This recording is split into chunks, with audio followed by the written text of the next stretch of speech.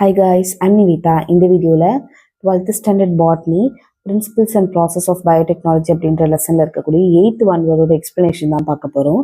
PBR 322 அப்படின்னு கொடுத்துட்டு BR stands for என்னன்னு கொடுத்துருக்காங்க. ஸோ அதோட ஆன்சர் என்னன்னா C, பிளாஸ்மிட், பொலிவர் அண்ட் ரோடிக்யூஸ் அப்படின்றது தான். ஸோ உங்களுக்கு வந்துட்டு இதுக்கு முன்னாடி அதுக்கான எக்ஸ்பிளனேஷன் இருக்கு. இந்த பிளாஸ்மிட் 320 PBR 322 பிளாஸ்மிட்னு இருக்குல்ல, அதில் P denotes பிளாஸ்மிட், ஓகேவா. B denotes, B and R denotes the name of the scientist. அதை கண்டுபிடிச்ச சயின்டிஸ்ட் வந்து பொலிவர் அண்ட் ரோட்ரிக்யூஸ், ஓகேவா. அதுக்கப்புறம் 322 அப்படின்றது வந்துட்டு the number 322 is the number of plasmid developed from their laboratory. அவங்களோட லெபார்டரியிலேருந்து எத்தனை நம்பர் ஆஃப் பிளாஸ்மிட் டெவலப் ஆயிருக்கு அப்படின்றது தான், ஓகேவா. ஸோ அந்த B அண்ட் R வந்து எதை குறிக்குது? பொலிவர் அண்ட் ரோடிக்யூஸ்.